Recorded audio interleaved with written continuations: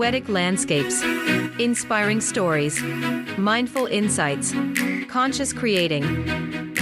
Whether you're seeking tips, tidbits, or techniques to elevate your life, become leading-edge creators or gain a deeper understanding of law of attraction, this space is dedicated to supporting your journey, where every thought is a seed and every feeling is a blossom, in the garden of endless possibilities. Stay tuned. How would you know you're seeing clearly if you didn't see not clearly? How would you appreciate the clarity that you found if you hadn't lived in some sort of discord? How could you live other than living in alignment with Source? Source is always looking the other way. When you stumble, never looking at what you think is wrong. Welcome to Infinite Consciousness, a daily inspirational podcast that's dedicated to helping you manifest your dreams faster through law of attraction. Thank you for joining us. We're thrilled to have you here. Thoughts in bloom. That awful thing. Many fix their gaze on the world's despair, determined to linger, to hold it there. They stare at the darkness, intent to fight, believing their focus will bring forth light. Yes, the awful exists, we won't deny, but to dwell on its shadow dims the sky. For in fixating on what feels wrong, the answers retreat, the solutions prolong. The energy spent on the things you fear pulls you further from clarity, further from cheer. The truth is found in a brighter view, where the essence of who you are shines through. Turn your gaze to the light that remains, to the hope, to the joy that still sustains. For in lifting your thoughts to a higher plane, the solutions you seek will start to rain. Fixation on fear breeds more of the same, but focus on love rekindles the flame. The answers are waiting, not far, not apart, they live in the wholeness of your open heart. Prepare to be taken on a journey where anything is possible, and every turn brings you closer to a spark of curiosity, a twist of tale, or a choice that changes everything.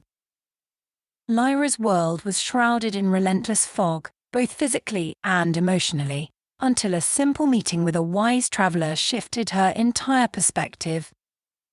What if the darkness we struggle against isn't the enemy, but a reflection of our inner selves?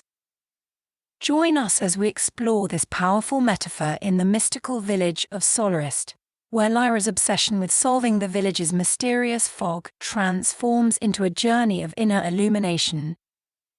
Through the words of a stranger carrying a radiant lantern, Lyra learns that clarity isn't about understanding every shadow, but about nurturing the light within us. This revelation not only changes her life, but inspires an entire village to reconnect with their own inner warmth. Experience the profound shift as Lyra becomes known as the Lantern Keeper, leading her community from despair to newfound joy and purpose. As villagers light their own lanterns and focus inward, the fog that once seemed insurmountable becomes an opportunity for unity and growth. This story offers more than just a story. It's a reflection on how changing our focus can illuminate our path and transform our world. Listen to how one woman's journey to self-discovery becomes a beacon of hope, encouraging us all to find brightness within, even amidst the fog. In the village of Solarist, nestled in a valley perpetually blanketed by thick, grey fog, there lived a woman named Lyra. The villagers often spoke of a legend that the fog came from an ancient sorrow, a tragedy so great that its essence filled the air and cloaked their home in perpetual gloom. Lyra, like many in the village, was deeply troubled by the fog. Every day, she would sit in the square, staring into the dense mist that covered the horizon. If we could only understand its origin, she would mutter, we could end this curse. Determined to solve the mystery, Lyra began collecting stories about the fog. She spoke to elders, read ancient scrolls, and spent hours gazing into the mist, hoping to uncover its secrets. She became so consumed by her quest that she stopped visiting friends, ignored the warmth of the sun's brief appearances, and spent nights scribbling notes by candlelight. Her obsession didn't go unnoticed. One day, a stranger arrived in the village. A traveler carrying a radiant lantern that seemed to cut through the fog. Curious and desperate, Lyra approached him. "Your light," she said. "How does it pierce the fog?" The traveler smiled. "It isn't the fog I focus on. I focus on the light." Lyra frowned. "But how can you solve the problem without studying it? Without understanding every detail?" The traveler placed the lantern between them. "I've worked through many foggy lands," he said.